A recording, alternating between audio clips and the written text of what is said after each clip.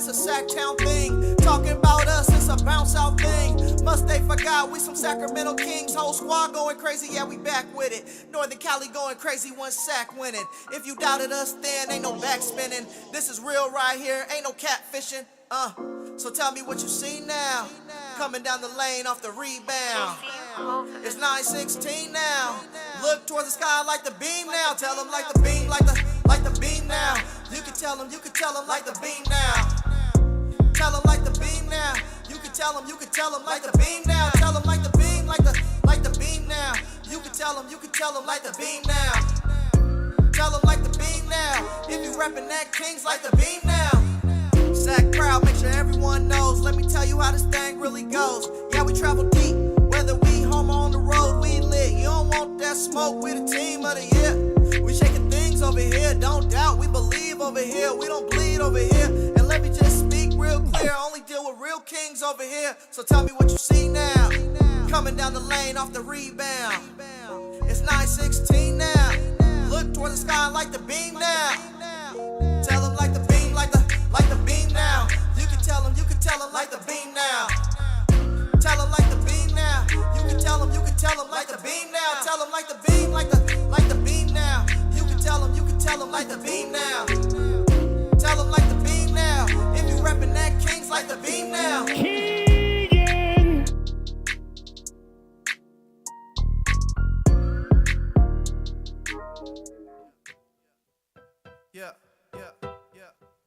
Yeah, we pull up, and we hop out.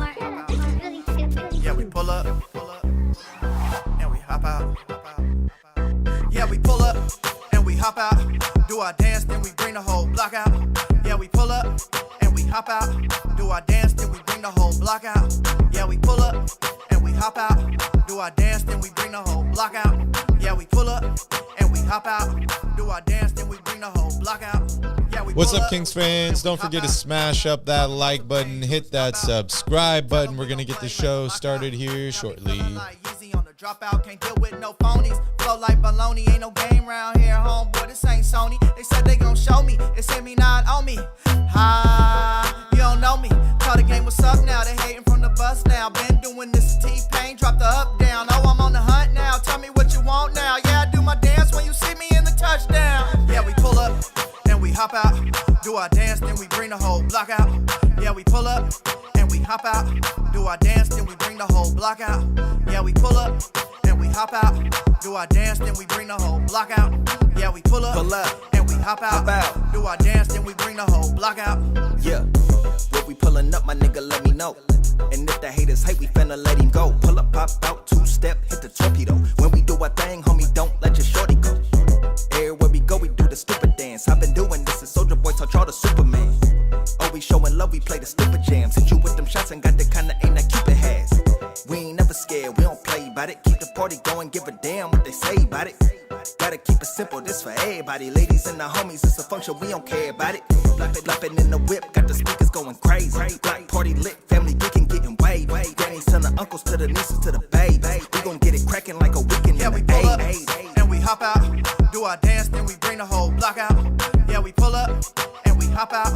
Do our dance, then we bring the whole block out. Yeah, we pull up and we hop out. Do our dance, then we bring the whole block out. Yeah, we pull up and we hop out. Do our dance, then we bring the whole. Yeah. Back on my bull. Back on my cool. I'm turning it up, they feeling the heat, so they searching for pools. Tripping on me cause I'm doing my thing and they hoping that I'll be the fool. Taking the game and I'm screwing it up while these boys still searching and looking for tools. Playing it cool, faking it's who. Yeah, they look mad cause I'm breaking the rules. Breaking it loose when I'm breaking some news. Give me your pride and I'm breaking that too. They ain't ahead of us. They don't compare to us. They feeling the kick cause they hearing the change like I opened the register. Flexing on tracks cause this thing is not optional. Leg day is coming, I'm jumping the obstacles. Laughing at haters, we thinking it's comical. Yelling outside like we yelling out dominoes. Always be claiming they monsters. Boy, go get you a sponsor. All of that chatting, all of that acting, gon' mess around, get you an Oscar. They calling me Terrence, I hustle and flow. They all on my line cause I'm still in the vote. Your girl all on me cause she feeling the stroke. Make them say whoa when I'm hitting my woe. Talking like I do not got it. You talking like your boy is not it. When you talk, all I hear is yappa, yappa, yada, yada, yada, yada. Most of your favorites ain't dealing with me. Pouring it up like the end of the week. You don't let us in, we still in the keys. We coming from nothing and ending the street. Aiming at throats and taking out knees. They feeling the pressure and know they can't breathe. Winning the races and taking the places and walking their stages like it's a degree. Feel it in your veins, it's a dope flow. Got the whole game in a chokehold. They taking too long, you can't see me now. Put them in boxes like photos. Packing the bags and hitting new land. I do what I want, they do what they Welcome can. to Royal Rebounds TV with Calvin and Barry. Just two crazy fans of the Sacramento Kings and they sharing their opinion. So be sure that you subscribe. It's for the fans, by the fans. Whether you chilling on the couch or wildin' in the stands. For laid back conversations about the Kings, subscribe here. Staying down until we come up thinking this gon' be our year. We're here drinking beer, talking about the Kings. Be sure you subscribe so you can hear that bell ring. Yeah.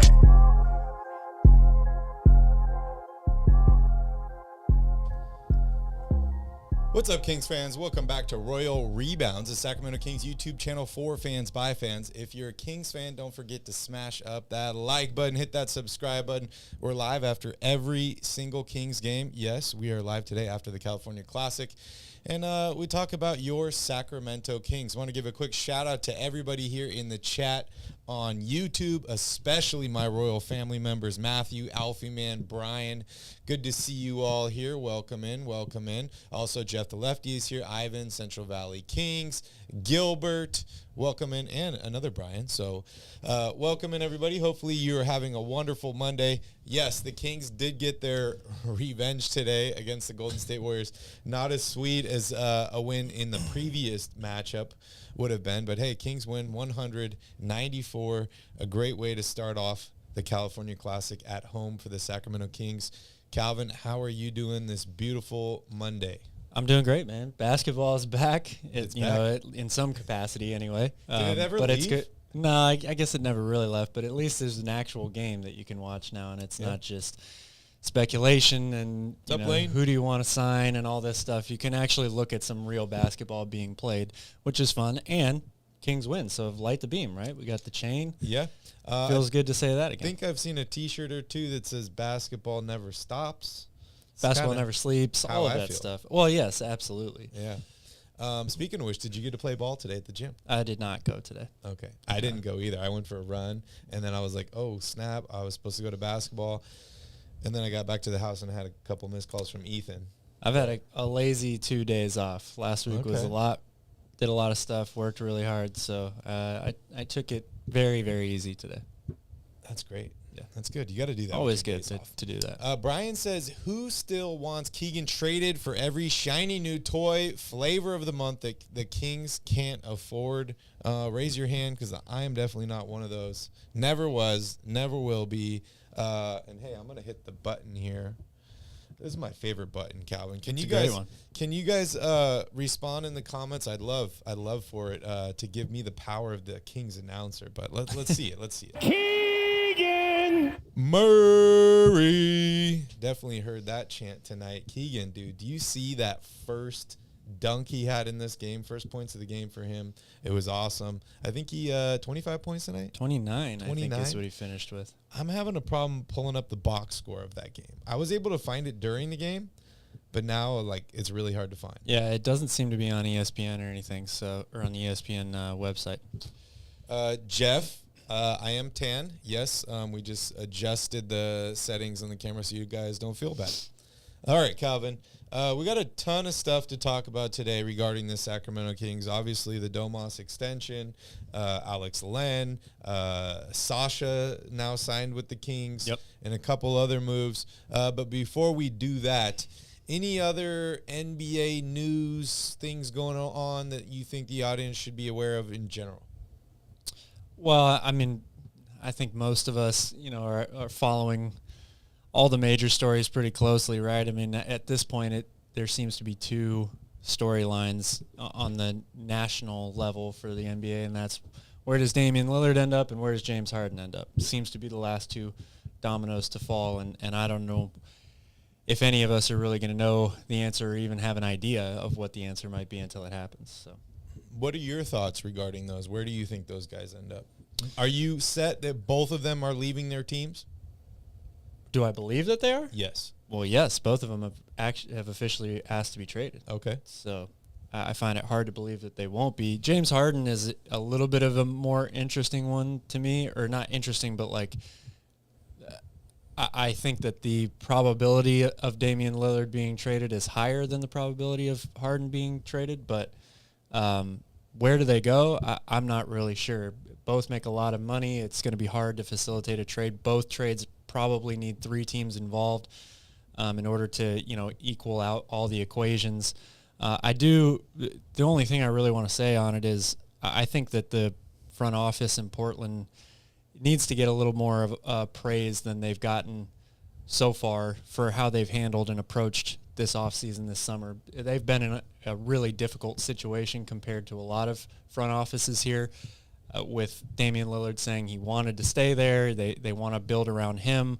Maybe they didn't make enough moves in order to do that, but at least they were trying to do what they were. They overpaid Jeremy Grant. They did, and they took a swing at Draymond. He ultimately didn't go there. Mm-hmm. But I think their backup plan, if you will, or just kind of staying packed to making the best decisions for the franchise itself, not trading the 3rd pick just for the sake of trading it, hoping that Lillard would be happy with what they got in return. They probably wouldn't have gotten the best value back for that pick. They ended up taking Scoot. That way, even if Dame was going to play this season, they have a good young core to be kind of hopeful for the future beyond Damian Lillard's playing days. Yep. Scoot Henderson, Anthony Simons, Shaedon Sharp, even Jeremy Grant, who's relatively young and now locked up long term, right? Like they've got a young core as well. So I like the fact that they didn't get bullied out of taking Scoot with that pick.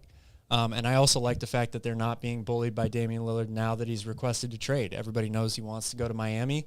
They're saying, forget that. We are going to look everywhere, accept all offers, and make the best decision for the franchise in terms of the deal that we're going to take. We're not just going to do Damian Lillard a favor because he's been so loyal to us all these years, but now all of a sudden has demanded a trade. I think that what the front office in Portland is doing in a really difficult situation has been good. I think they're handling the situation the right way. Yeah, I agree. I'd love to hear from you all. If you can let me know in the chat where you think Damian Lillard's going to end up this season. I'd love to hear from you all.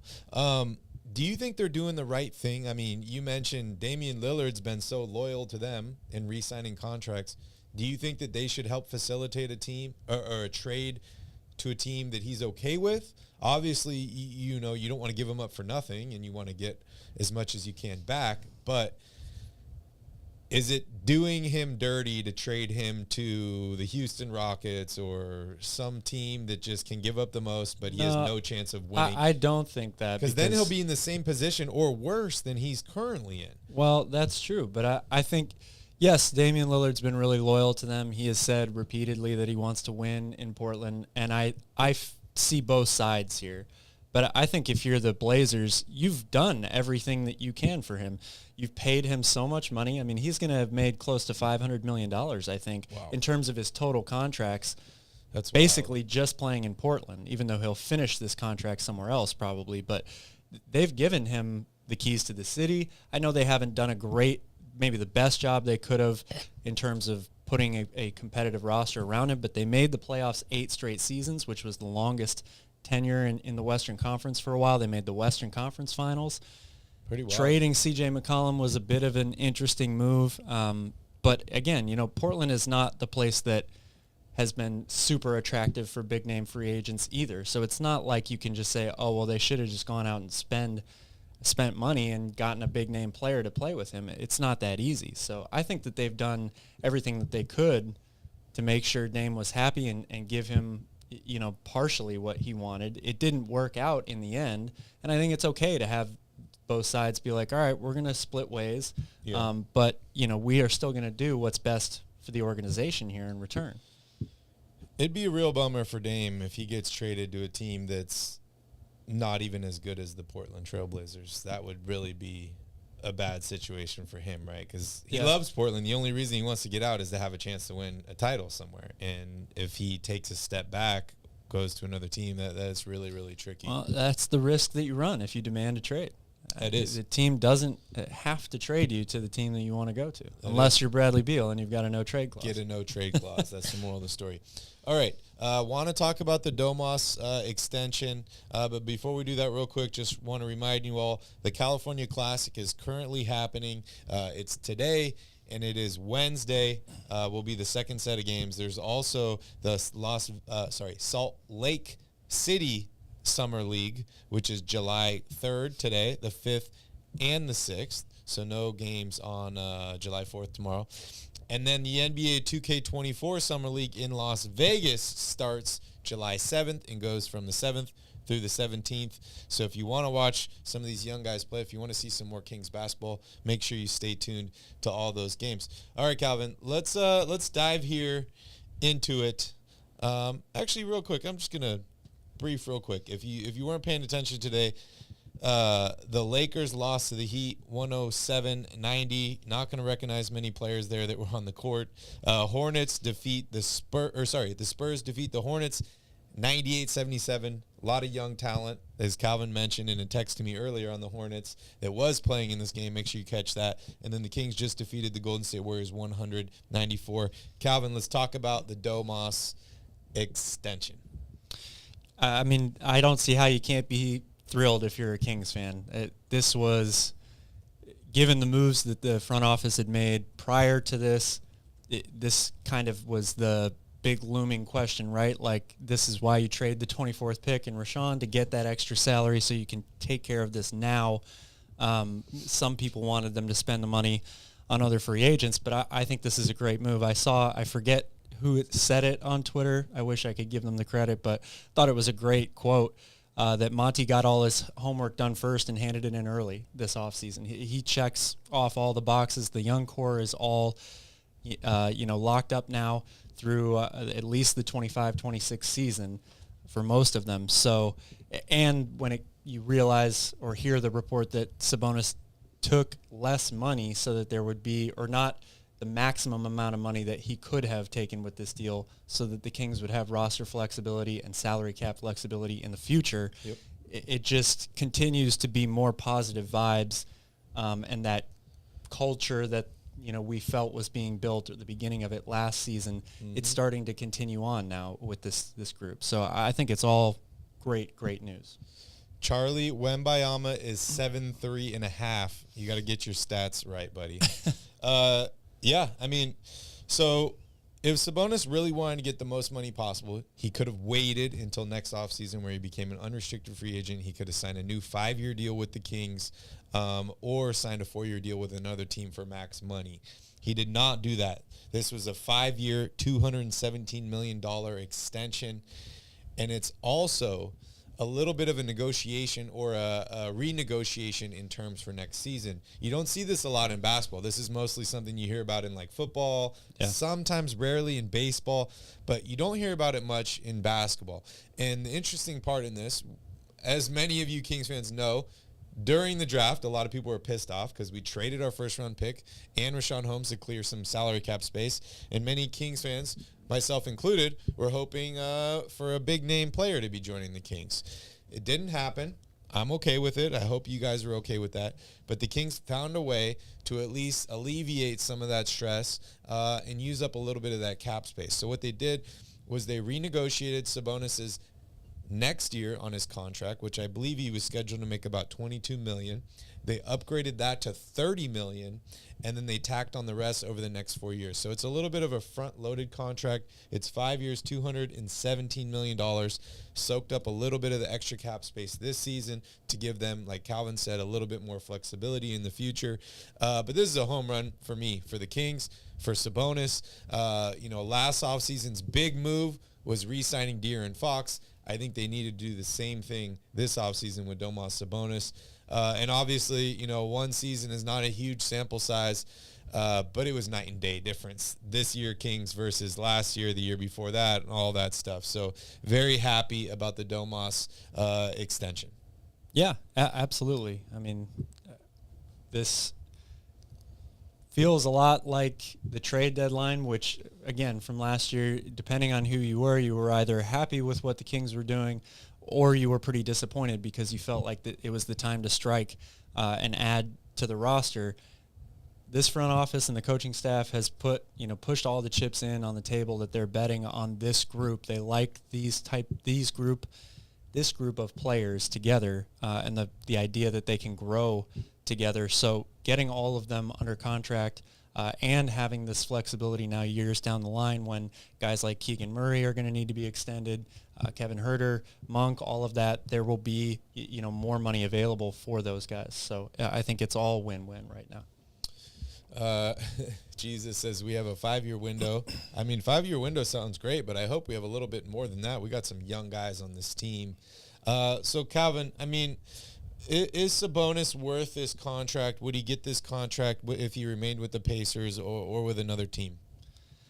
I got to be honest, I'm tired of hearing are these guys worth the amount of money? I mean, the answer for majority of players with the way the market is today is no. You overpay for guys all the time. Is Fred VanVleet worth $130 million? I don't know. I'm not so sure on that. No, he's not. Jeremy Grant worth $160 million? I'm not so sure.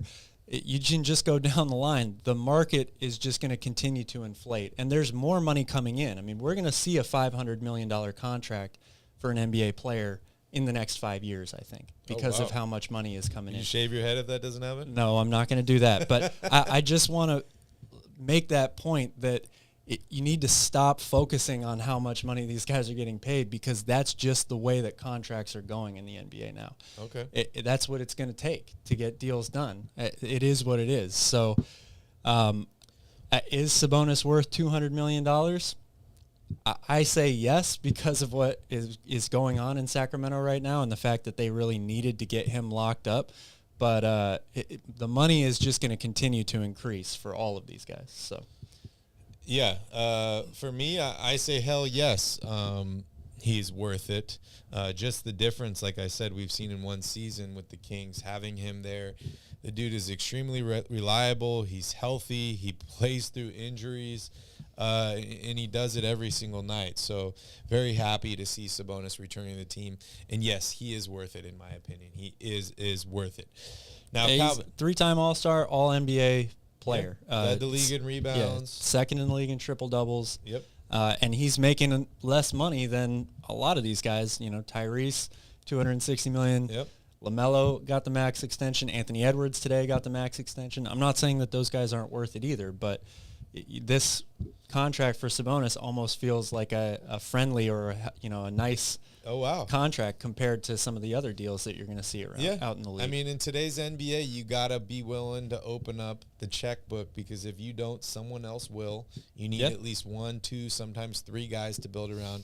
I think the Kings got those 2 guys now in Sabonis and Fox, both locked up long term, which is great. Who's the third guy? Who's the fourth guy? That's still yet to be seen. Maybe it's Keegan Murray. We saw him play exceptionally well today. Had a great rookie season last year, and I think the sky's the limit for him. But Calvin, I mean, not that I want to turn this negative, but, I think that expectations just went up for Sabonis, right? You just signed a big deal. We talked about more money, more problems. What happened to De'Aaron Fox when he signs the max deal, right? Yep. So what are some things that you think Sabonis needs to do this offseason or improve on this offseason to, I guess, maybe this is a trick question because I know ESPN and the mainstream media does not like the Sacramento Kings. However, they were feeling the beam there for a little bit last season. Yeah. But what does he need to do this offseason to improve to, I guess, make the world think that this was a good deal? Well, number one is easy for me. He's got to be able to punish teams more when they sag off of him offensively. I mean, that's going to be what the Warriors did to them in the postseason last year is now officially the blueprint for how to stop Sacramento. Take away the passing lanes, force Sabonis to be more of a score-first guy. You know that's not what he wants to do. He's got to be able to improve his mid-range and even his outside shooting a little bit to make guys have to come out and guard him more in those situations, or to simply take advantage of what the defense is giving you and be more of an efficient scorer overall. The decision-making is great. The way that they run the offense is all great. But, as you get into later in the season and into the postseason, it's all about trying to take away what you like to do best or take away your first option. And you've got to have a counter to that. And the obvious apparent thing in the playoffs last year was his inability to make the Warriors pay when Looney sagged off of him and they missed, mid-range or three-point jumpers that were there for the taking. So if he's able to improve those percentages from both of those areas, defensively, look, you want him to be more solid. You want him to be a better rim protector, all of that stuff. The rebounding is there already. That's great. But, at this point in his life and his career, is he going to make that much more of a jump in those areas? Probably not. You just want him to be a little bit more solid. You want him to stay out of foul trouble, which was a big issue for him early in the year. That's my key. Again, not always his, something that he's in control of, depending on how the game's being officiated. And then I would say the other part to that is the Kings need, as a team, to have a better option for a backup for him. They are bringing back Alex Len, who did a pretty good job in that role at the end of the season, but it was a revolving door in that spot last year. And they had Sabonis. I think they leaned a little bit too heavy on him, especially on the defensive end, for a lot of last season. So if you're able to have a better option at backup center and at least stick to something for more consistency, I think that helps overall defensively as well. Yeah, shout out to Alfie Man, Tanvir, Matthew. Good to see you all. Patrick and Sean, welcome in. I agree with you. First off, he needs to extend the range a little bit, as we both talked about ad nauseum against the Warriors. They leave him open. He can't make the shot. He can't punish the defense. So he needs to be working on his shooting.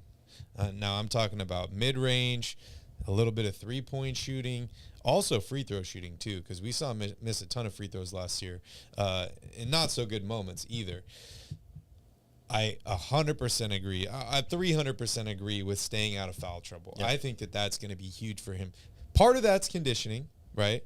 But the majority there's of that a lot of factors is in him there. being put in a bad position by teammates, right? Him having to come over and help from the weak side and challenge somebody at the rim when the defense, Kevin Huerter or whatever, just let his man run right past him, and Sabonis is there picking up the foul. How they're going to stop that, I'm not exactly sure. I am sure that that's something that they've talked about, and that Mike Brown and Sabonis are probably game planning on how to get him or take him out of those situations. So that to me is still yet to be seen, but I think that it would be a huge improvement for him. And then honestly, I think just a little bit of overall more consistency from him, which is tough because, as I've said in the past, Harrison Barnes was one of the most consistent players on the Kings roster. Last year, Sabonis was one of the most consistent players on the roster. However, there were times offensively and defensively where Sabonis just seemed like he was a little bit out of the loop. And when the other team takes away a little bit, he kind of takes him out of his game.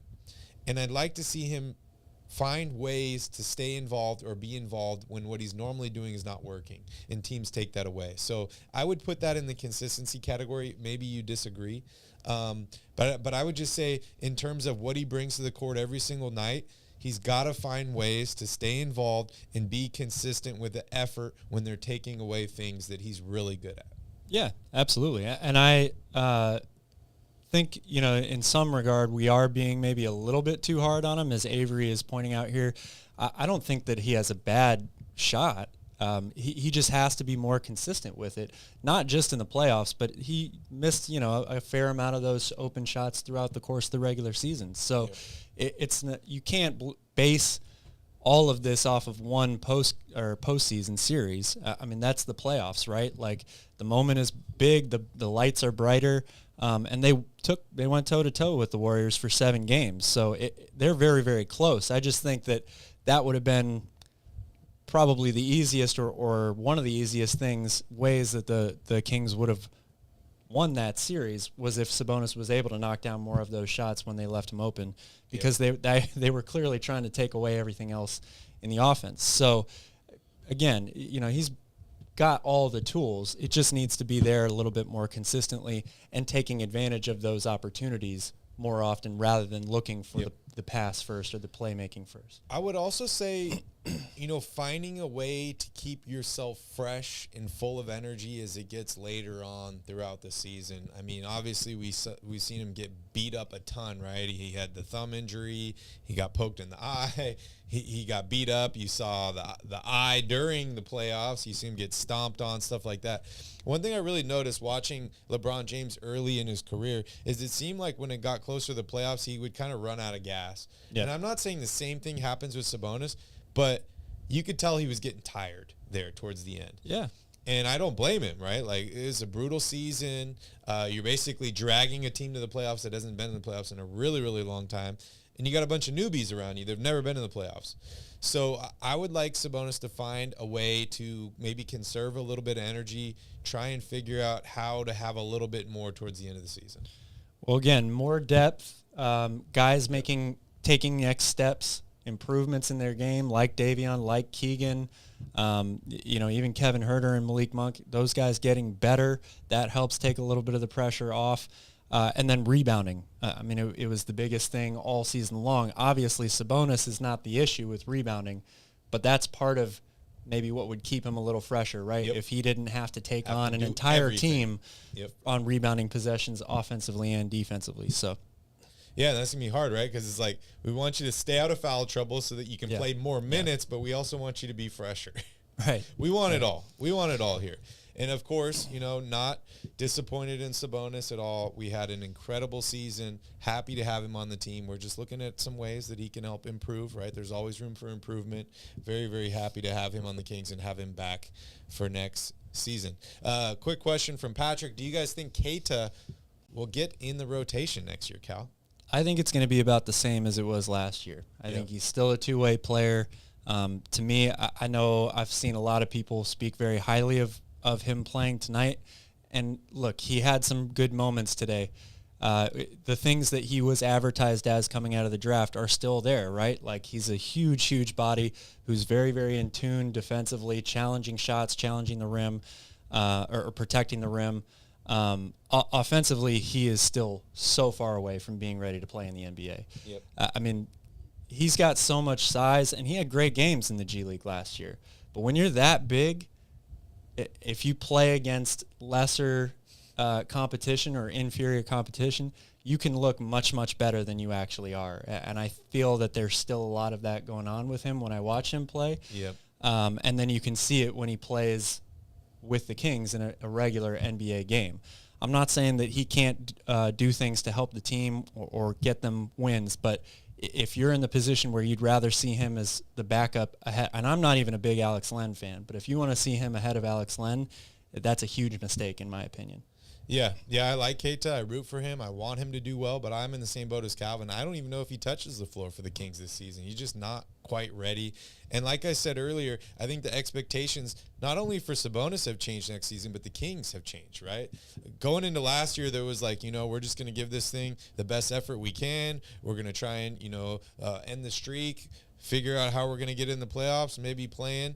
Guys, we had the third best record in the Western Conference next year. You don't think the team is looking at that? You don't think the coach is looking at that? You don't think the owner is looking at that and saying, what's our metric on how we improved? If we're the 4th seed and we lose in the first round, is that improvement? If we're the 6th seed and we lose in the first round, is that improvement? I don't know.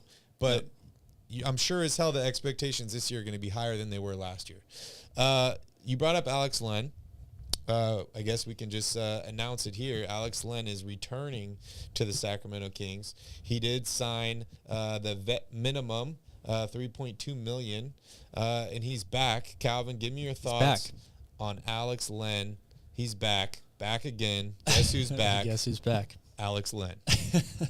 Well, like I just said, and I don't want to start this off too negatively. 209 Tacos. I've never Sasha's been next. The biggest Alex Len fan. However, Will Z Stats, one of my favorite people on King's Twitter, recently put out a little article talking about Len and how he was really, really big for them down the stretch.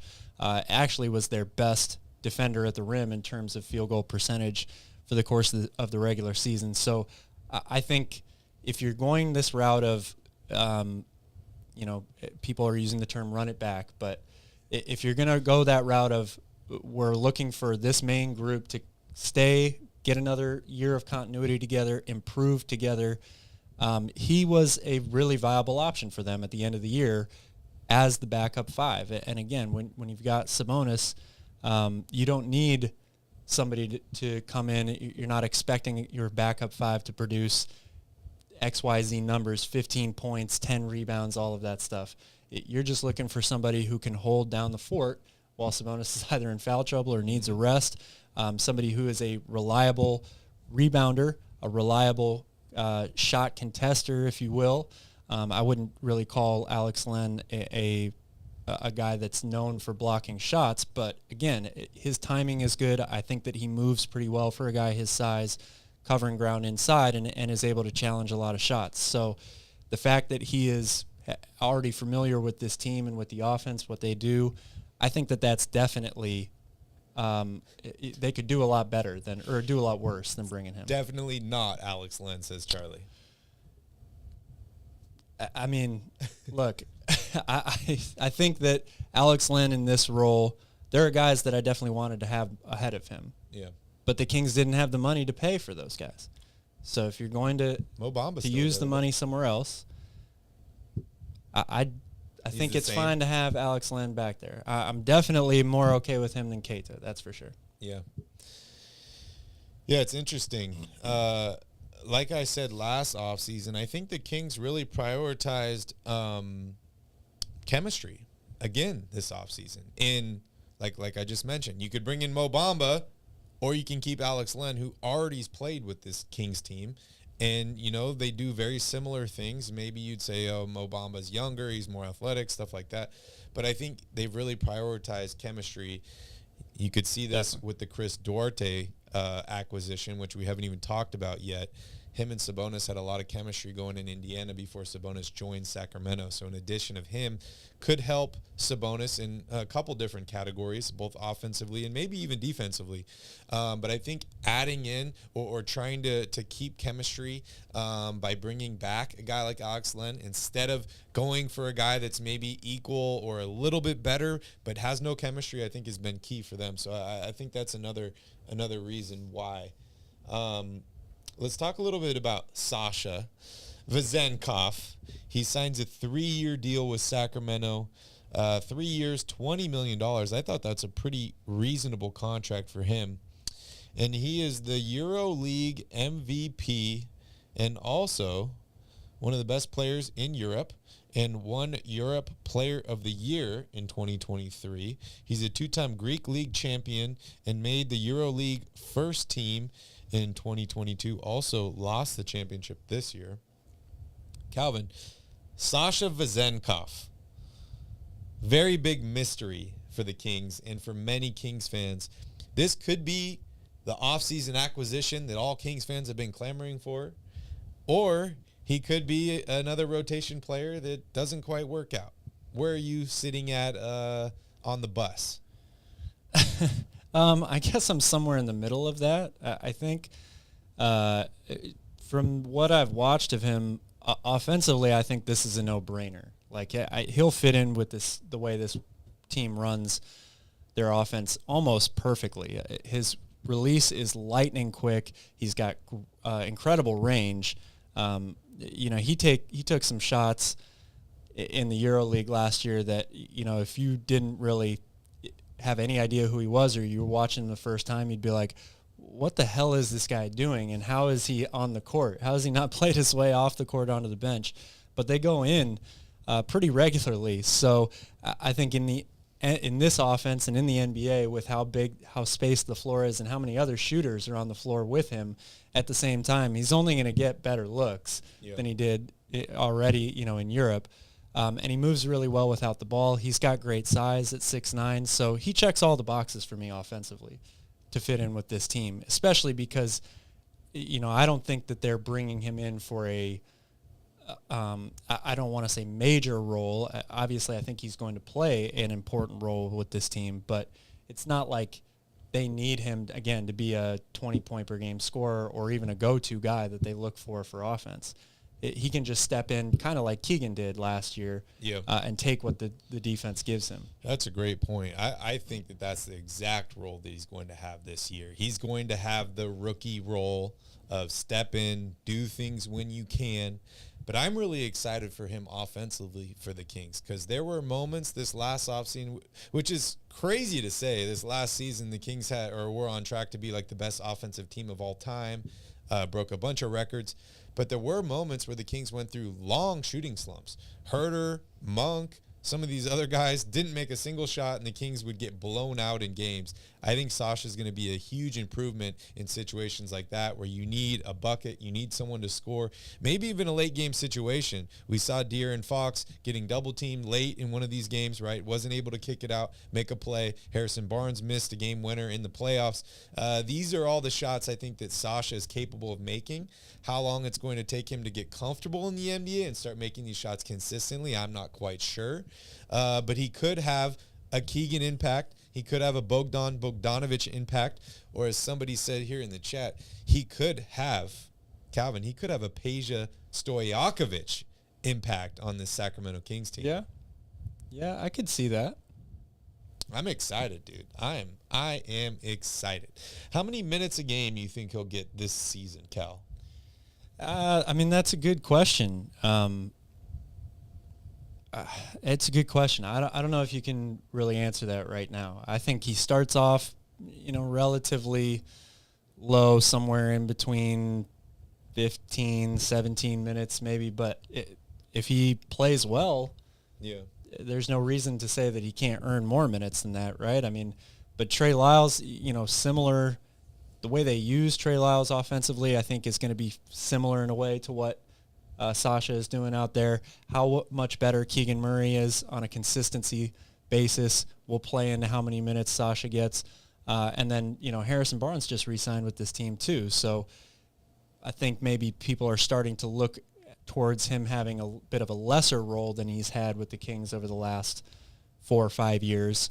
But this is still a guy that is one of the biggest, best vets on the team, started all 82 games last year, so it's not like you're just going to completely bench Harrison Barnes either. Yeah. So we'll see how many minutes Sasha gets. Yeah, I agree. And like Keegan last year, I think it depends on how well he's playing, right? If he's playing well, he's going to get more minutes. If he's not playing well, Coach Brown's going to not want to ruin his confidence and pull him out a little bit.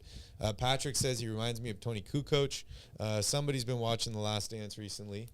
I think that's a fair comparison. I mean, both lefties, obviously both from Europe, but came into the league advertised as really, really great shooters. And I think both of them have a little bit more to their game than that. So I like that comparison. Alvin says anyone with Vitch in their name is good. I love it. I love it. Sean says if Keegan's defense makes a step up, could he start over Barnes? I think Keegan starts whether Barnes is in there or not. I think they both start. I don't think Keegan starting is even in question anymore. Yeah, I agree. Any other thoughts on Sasha and what he'll bring to the Kings this year, Calvin? Because, I mean, for me, I like the move. I think that, this is a guy that the Kings traded for his draft rights, not really expecting much. He turns into this incredible player. I mean, not that he was a bad player in the past couple years, but he had a stellar season this year. I think the Kings get him on a very reasonable deal. And like I said at the beginning of this section, he could be this big offseason acquisition that the Kings didn't have to trade for or pay a bunch of money to, and he could have a huge impact on the Kings. But any other thoughts? I'm just excited to see him out there. I don't think he, to answer Sean's question or comment here about Sasha starting over Barnes, not Keegan, I don't think that's what you'll see when the season starts. But depending on how things go and how they play, it's possible over the course of the year. I'm not sure that he's good enough right now defensively to start, but I hope that he proves me wrong in that regard. I just don't see it right now. especially year one in the league. He is 28 years old already, so it's not like we're going to have to worry about this guy, becoming a man, right? Growing into his body, stuff like that. Also shot a career 40% from the perimeter, so definitely some more shooting for the Kings, which we like. Hopefully the defense comes around as well. One thing we do know is that guys like Mark Cuban are huge fans of EuroLeague players because he said that they're more fundamentally sound, stuff like that. So we know we can plan on him being fundamentally sound and ready to go right away. How long it takes him to adjust to the speed of the NBA is still yet to be seen. But we know that a lot of these guys do play against NBA players during summer and stuff like that. So I would have liked to see him play here in the Summer League. I don't know exactly when he's going to come to Sacramento and be available. Do you know? I'm not sure. He did get hurt. I know it wasn't as serious as maybe it looked, but maybe they just want him to rest up and take it easy for right now. Patrick wants to know any other moves that you think will happen in the next, few days, few weeks? Well, the Kings do have I think at least one, if not two, roster spots still open. But I'm not so sure you're going to see any other moves made outside the organization. I think after watching today's game, the third string point guard position is still open, right? And that's been a question of who the Kings are going to use to fill that spot. After watching this game today, I think that they might have left it open by design because they've got some guys here, whether it's the two-way guys, Keon Ellis, or now Jordan Ford, who I thought he was the most impressive person I saw play today. Forget about Keegan. I expect Keegan to look like that year two in Summer League. He was the 4th overall pick last year and set the rookie record for threes. He's been playing, at a good high level against real NBA talent all of last season and into the playoffs. This is exactly what I expected to see from Keegan coming in. I'm happy that I saw it, but I'm not surprised. I was really impressed with what Jordan Ford did today. Yeah, me He too. reminds me a lot of Matthew Dellavedova, just how they play, kind of the look and feel of them, even their shot. They both kind of have that little hitch at the top of it, but he made really smart decisions out there. I thought he was very, to use the cliche phrase, he's a pest defensively. I liked what I saw out of him, and I think there might be a spot open at the end of the bench there for him. Yeah, I'd love to see him make the final roster. I already got a new nickname for him, Calvin. I'm calling him the Assembly Line. The assembly line. Invented by Henry Ford. Yes. If you don't know. Okay, moving on here. Kings re-signed Trey Lyles. I love this deal for the Sacramento Kings. $16 million, 2 years. I think Trey has been huge for the Sacramento Kings. I was okay giving up Marvin Bagley to get Trey Lyles back because I love what he's done for this Kings roster. I think he's the perfect backup for Domantas Sabonis. And I just love me some Trey Lyles. He can block shots. He can shoot threes. He can pass the ball. He's fundamentally sound. I think he's a good teammate, good role model. He's a hard worker. Don't really hear a lot of stuff outside or off the court from him. So I'm really, really happy that he returns to the roster. Calvin, give me your thoughts on the 2-year deal for Trey Lyles. Again, I think it's great, just like all the other moves that Monty made this offseason. I think it makes a lot of sense for the team, from a continuity standpoint, from a financial standpoint, from an execution standpoint. He had a great year last year. He's a very versatile player. I love what Monty is doing in terms of the types of players that he's looking for to fill out the rest of the roster. It's guys that are able and capable to do a lot of different things, whether it's inside, outside, depending on the position that they play. Trey can handle the ball a little bit. He can shoot it from outside. He's a great corner 3 shooter, which the Kings get a lot of open looks in the corner because of the way that they play. He works well with Sabonis. He works well off the bench. He can play a little backup 5. He's very, very versatile. So, and a smart player. So I think that this is an all-around good deal. Yeah, very, very happy. Another guy brought to the Kings here that I think will be huge for the Kings and Domantas Sabonis, Chris Duarte, traded to the Sacramento Kings for draft compensation, Calvin. I don't know if that's been released yet. Has it? I don't think it will be until July 6th, which is when all those trades become final.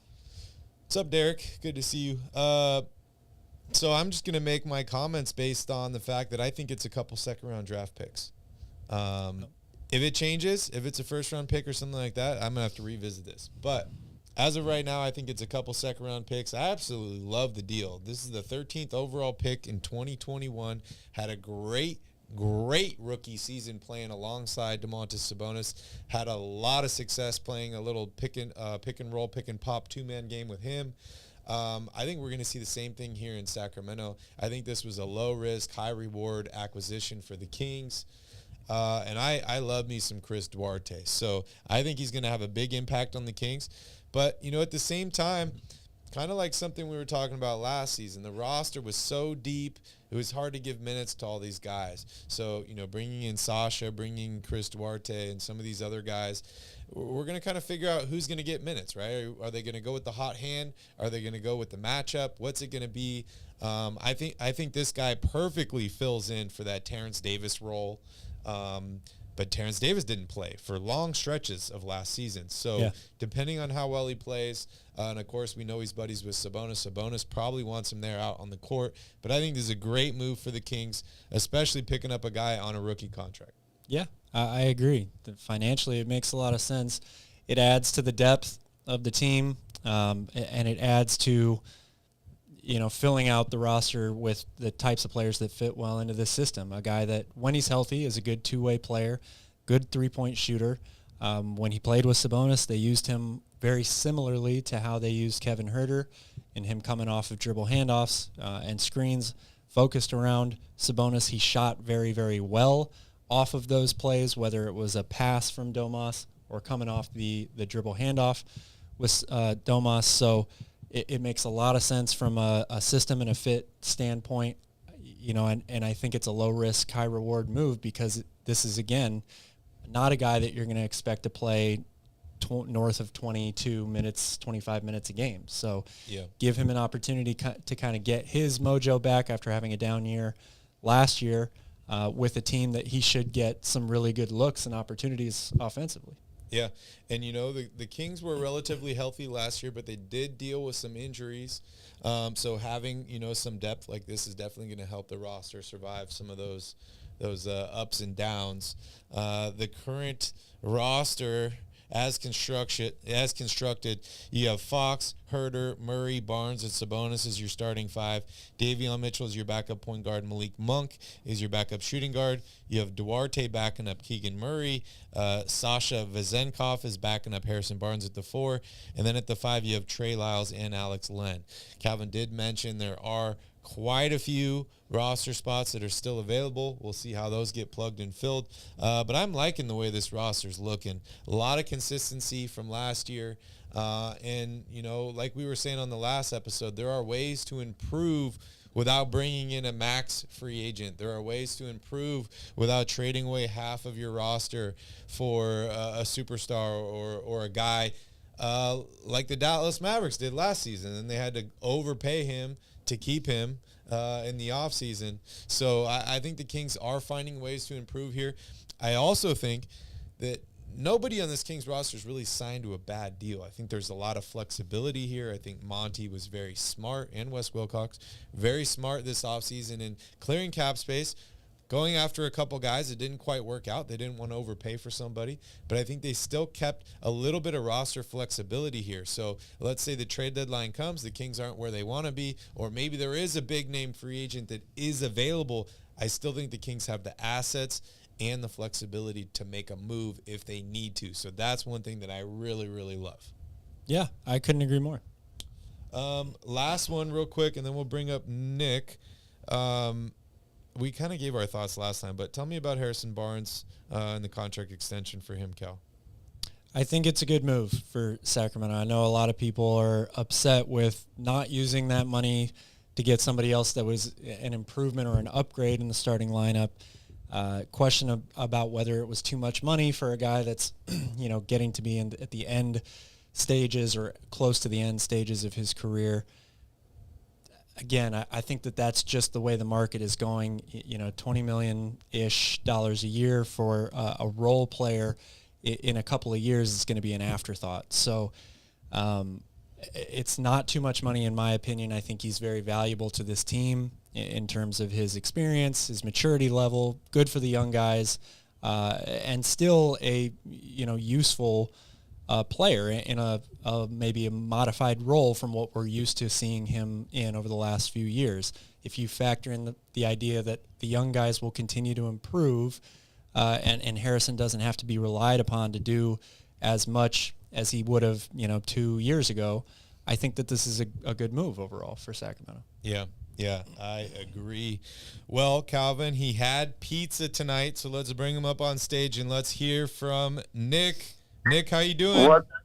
What's up, Royal Rebounds? Hey, why not beat the Warriors tonight?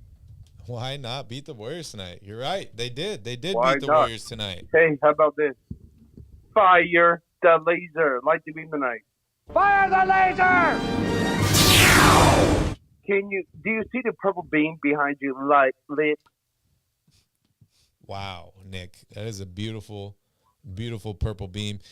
Nick, does the Kings winning tonight make up for that loss in Game 7 to the Golden State Warriors? Yes, it does. Okay. Hey, why not win tonight? Why not beat the Warriors tonight? Why not? Why not? So it just made up for everything. The debt is cleared. We're all good with Golden State now? Yes. Okay. And now we Interesting play. take. I like it. No. Hey, I like it. Are you guys going to be in the studio on Wednesday? Yes. It's an early game on Wednesday, though. I think it's at like noon our time, so it's really early on I Wednesday. think it's 10 o'clock again. Is it? Yeah, Eastern time. So, Nick, did you watch the game today? I was there. I was at Golden One Center today. Right. It is 10 p.m. on Wednesday. I was there. 10 p.m. Eastern. What was it like? What was it like in there, Nick? Was it loud? It was good.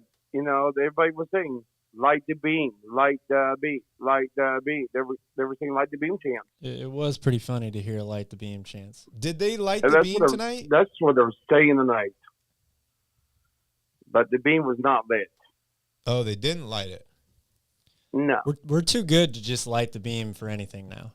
We've I mean, passed they the don't- gimmick stage. The they beam is don't, right? sacred. It's for regular season and playoff wins only. Do you think the beam will be back next year? I do. Yeah? You think that it's here to stay? I Like, I don't believe know about they here will to stay, be but I back. think it's definitely back for this year. I feel like there would be riots in the streets if they got rid of the Probably. beam. Probably. What do you think, Nick? Yeah. I think that they will be back next season. I think they'll be back next season. That's what I think. They'll I like come it. back. Nick, how are your River Cats doing? They're okay. I will be at the 4th in the field for the July fireworks over there at Sutter Health Park because there's no games at Golden One Center tomorrow, so I'll be at Sutter Health Park tomorrow. So, in West Sac tomorrow. Nick, what do you got planned for the 4th of July tomorrow? Doing anything Well, fun? 4th on the field, I'm going to be watching fireworks. Yeah? Just watching, Sutter right? Health. I want you to have all your Yeah. fingers on July 5th, okay? How do you Yeah. know he has all his fingers already? Oh, I just know. Hey, should I eat pizza if they should, because we need to win on Wednesday, beat the Miami Heat, beat the Miami Heat. Nick, Yeah. how many Why not? fingers do you have? I don't know. I have like 1, 5, 10 fingers. 10 fingers? Good. Double check, make sure. Is that extra? Right? Yeah. Aren't you only supposed to have 8 fingers and 2 thumbs? Oh yeah. Hey, Technicalities. why not win today? Why not? Why not? Why not win on Wednesday? Why not win Morgan today? Morgan Reagan was doing ESPN today. I saw her. Hey, she did a good job on ESPN. Hey, she done great. She is doing a good job. Give Morgan Definitely. Reagan a Shout out. Give Morgan Reagan the credit for doing a great job. Well, ESPN's got to hire somebody. They just fired everybody. So hopefully they'll have some jobs available soon. Ivan says the beam is supposed to be even bigger and brighter next year. Why not light it next year? That's exciting. Poker Pro Eric, I see you requesting. We're towards the end of the show, so I'd love to have you up on Wednesday. But Nick, I saw Poker Pro Eric today, and we saw Leezy and me. I saw Poker Pro Eric at Golden Center today. all right, he's crying right now, so I'm gonna bring him up real quick. I'm gonna see what he's doing, how he's doing. You know, we're a man of the people here, men of the people. Men. Eric, what's up? I can confirm that Coach Nick was at the game today. He has all 10 fingers still, so we're happy to hear that too. All right. That's good. Can you confirm tomorrow? Yeah, and there's no No, lighting fireworks I tomorrow, cannot confirm by tomorrow night he will still have 10 fingers, but Coach Nick did not buy me pizza tonight. I was a little disappointed. Yeah, What no the pizza F, Coach there. Nick? What? Right? Come on, Nick. Got to start off the year slow. He was supposed to buy me pizza last time too, and never happened. What? I was supposed to buy you pizza? Yeah. No, it's okay. Nick, all Nick had to do was support the Kings, yell as loud as he could. He did a great job tonight. The Kings pulled out the victory. I saw Leezy. Leezy was all over the place, man. He was supposed to sit with me, Coach Nick. I had tickets with Top Shot Kingdom. He was supposed to sit with us in Section 113, and instead he's all over the place interviewing you, interviewing other people. I saw him on the first row. Like, that guy was everywhere tonight, man. Leezy. He's a celebrity. That's awesome. No, Keegan was the celebrity, though, guys. The fans watching Keegan tonight was so he looked like Michael Jordan out there tonight. He was in another freaking league, man. It was amazing. I love it. Keegan Jordan. A famous Oh boy, he's a star. Keegan Jordan. What up, Keegan. Eric? What are your thoughts of the new jerseys? Well, apparently there's one more to come on July 5th. That's supposed to be the best one of all. So I'm going to save my judgment until I see the one on the 5th and see what that's all about. All right, I guys. hope Thank that's you. a good one because these last ones look just like the old ones to me. Correct. That's what I'm saying. I think that the one on the 5th that I heard is going to be different. So we'll see. Calvin texted me and he's like, "What do you think of the new jerseys?" And I said, "It looks like they just saved me a bunch of money." Yeah. Because I already have that one. All right, guys, we're towards the end of the show here, but real quick before we take off, Nick and Eric, I'd love to hear from each of you. What's one thing you think the Kings need to do to improve this offseason, whether it's adding in another player, a coach, working on different sets, stuff like that? What's one thing you would circle that the Kings need to improve or add to their roster this offseason? Adding another player.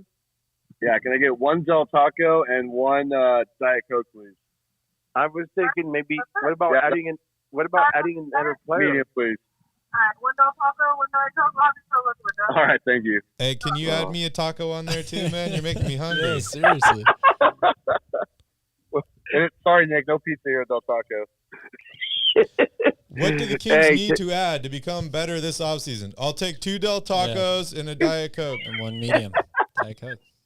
You know what? You guys might have just solved the answer. They need to add a Del Taco inside Golden One Center. There you go. That might be the answer right there. Oh, my God. You guys are killing me. Is that your final answer, Eric? That is. If the Kings add a Del Taco inside Golden One Center, I guarantee they win 49 wins again. All right. You heard it here first. Add a Del Taco. Well, anyways, we're wrapping up the show. Thank you guys both for joining in. We appreciate you guys so much. Hopefully, we will see you on Wednesday after the last game of the California Classic. But thank you guys so much. Also, shout out to everybody listening on Twitter Spaces and everybody watching on YouTube, everybody in the chat here on YouTube. Appreciate you all so much. Kings win tonight. They beat the Warriors. As Nick said, now we're even. Calvin, you got any last words for the Royal family out there? Thanks for watching. It's great to be back after an actual Kings game. I know we didn't talk much about Colby Jones, just very briefly, I liked what I saw from him today. I think that there's definitely a future in the NBA for this guy. So did make some mistakes, but obviously that's going to come. I think overall I like his game, though, and the way that he could fit into this team. Another guy that they can have handle the ball, too. So. Yep. Thank you all so much for watching. If you have anything you want us to talk about on Wednesday after the game, let us know in the comments down below. We'd be happy to go ahead and cover those. But thank you so much for watching. Don't forget to smash up that like button, hit that subscribe button. We'll see you all on Wednesday. In the meantime, go Kings.